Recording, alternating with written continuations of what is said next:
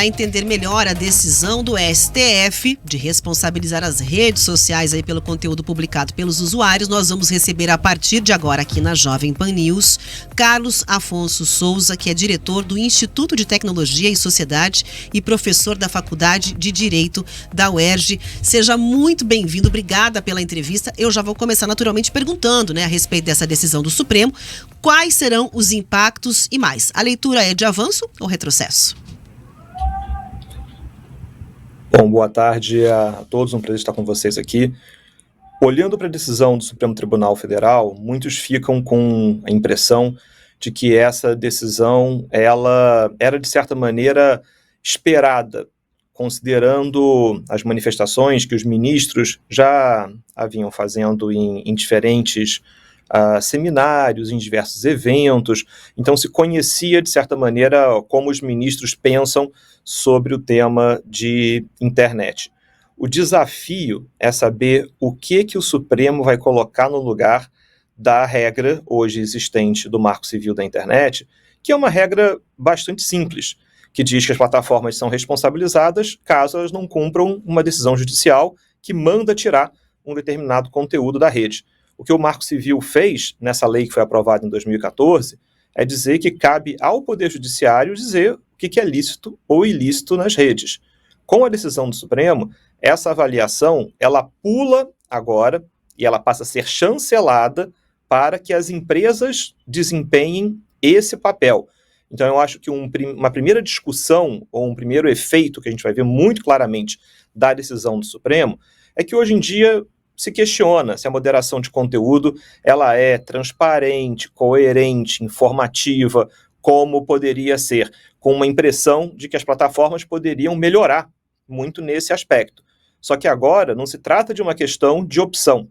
As plataformas serão obrigadas a fazer um juízo e a remover conteúdos a partir de uma lista de temas que o Supremo vai editar. Não se sabe ainda que temas são esses e, o que é mais importante, não se sabe como as diferentes empresas de tecnologia vão lidar com essa lista de temas que vai sair do Supremo. Então, acho que essas são as cenas dos próximos capítulos. Como é que essa lista virá e como é que ela será aplicada pelas empresas de tecnologia. Bom, como tem muitas perguntas em aberto ainda em relação a como vai se configurar, então, essa, aspas, atualização do que seria o Marco Civil da Internet sobre a regulação, ecoa e faz sentido essas críticas, como a gente trouxe há pouco ali, de um deputado, mas que representa uma parcela, sim, da sociedade, de que haveria uma espécie de censura por parte do Supremo Tribunal Federal. É precipitado dizer isso, é visto com naturalidade essa questão de uma busca por um regramento mais, aspas, moderno também.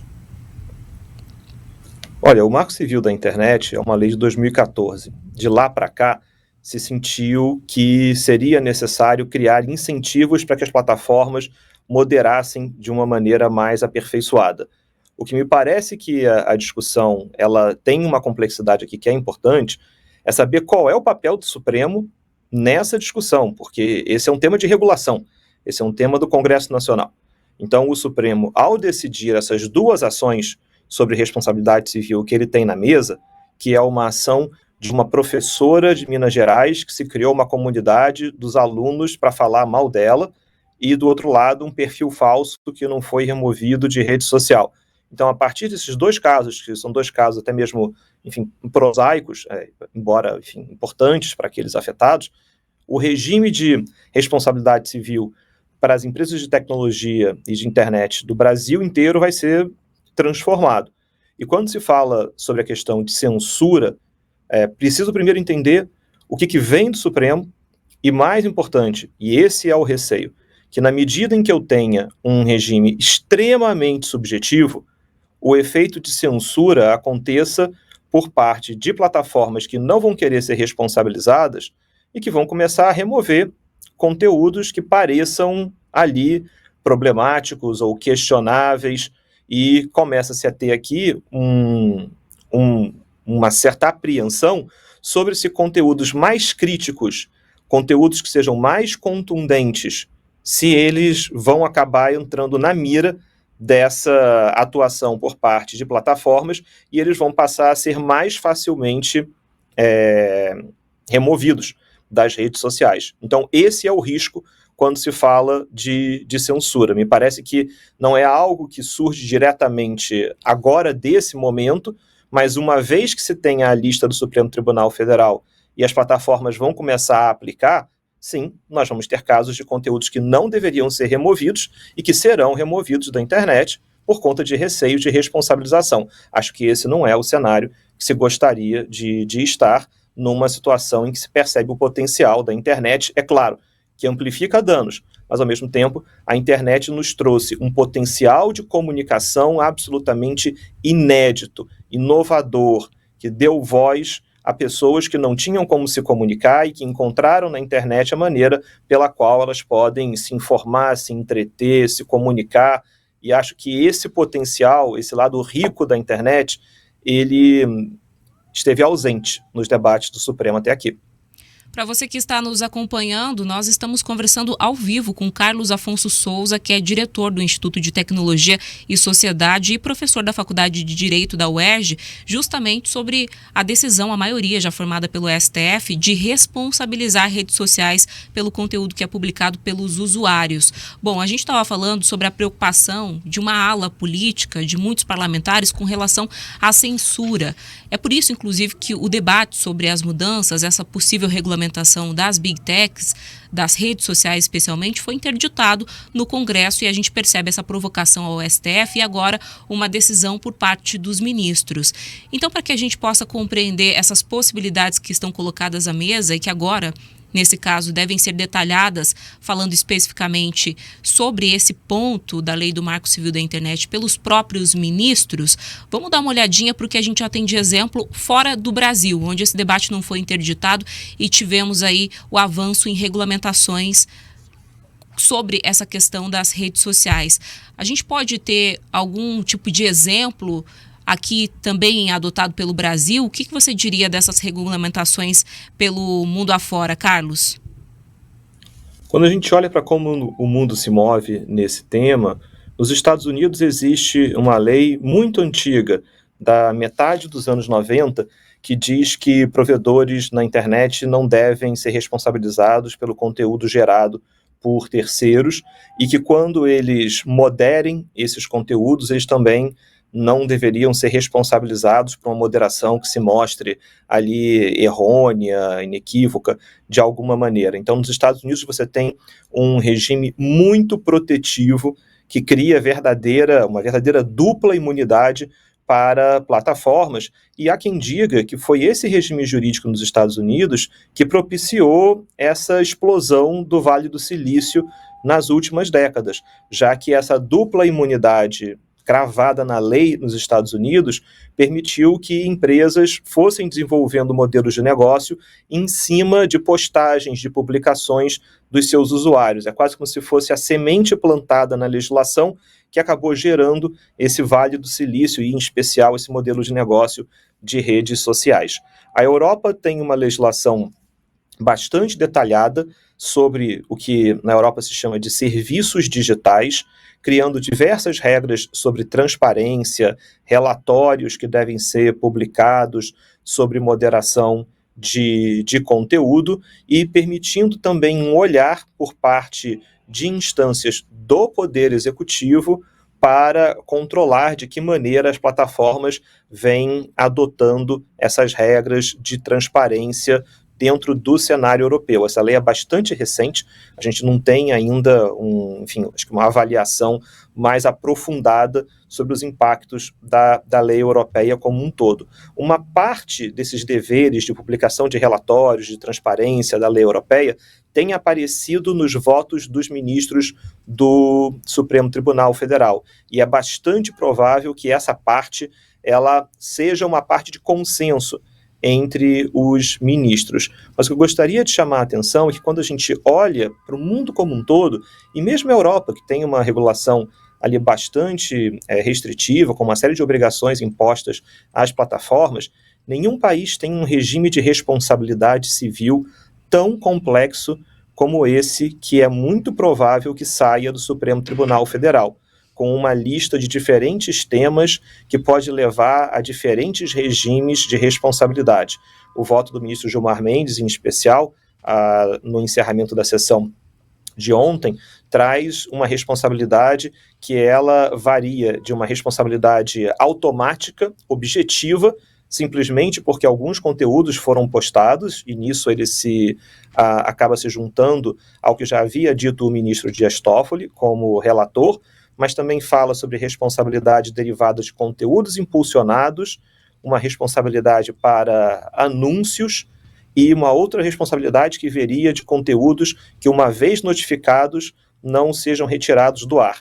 Então a gente vai acabar saindo de um modelo bastante simples e entrando num momento em que nós vamos ter um desenho de responsabilidade que tem ali pelo menos 3, 4 setores ou situações diferentes que as plataformas vão precisar equilibrar. E isso vai ser bastante complexo. E olhando para o que a gente tem hoje pelo mundo afora, acho que o Brasil terá algo, enfim, bastante extraordinário, no sentido de diferente da palavra. Algo muito excepcional frente ao cenário global. Não conheço nenhum país que tenha um regime de responsabilidade civil tão complexo como esse que está prestes a sair do Supremo Tribunal Federal. Carlos, eu acho que as plataformas também não, tanto é que já chama muito a atenção aqui a manifestação que o Google trouxe em relação a tudo isso, dizendo que não vai adiantar nada no final das contas, né? Em resumo, em linhas gerais, foi isso que disse, que a responsabilização das redes não vai ajudar, por exemplo, a limar ali, a colocar fim, né, àqueles conteúdos indesejados, aspas, ilegais que tem a circulação. Não seria suficiente para barrar. Inclusive, eles chegaram até a manifestar que o ideal talvez fosse buscar um aprimoramento do marco civil. Essa sinalização das plataformas de que, no fim das contas, o debate não vai adiantar de nada para que, enfim, tenha um resultado produtivo, não chega a ser um indicativo também dessa tônica da discussão que se dá no Supremo em termos de resultado final para nós, usuários, e também para plataformas? Mas vai ser produtivo para muita gente. A gente pode esperar um aumento significativo de ações judiciais contra plataformas. Enfim, e é bom dizer, as plataformas têm poderio econômico para responder a ações, mas eu acho que a gente pode esperar que o judiciário brasileiro receberá uma onda expressiva de ações judiciais que vão procurar justamente atacar esses conteúdos que vão figurar na lista do Supremo Tribunal Federal. Então, o que os robôs das plataformas não conseguirem tirar do ar, agora vão gerar um regime de responsabilidade, às vezes até mesmo imediato.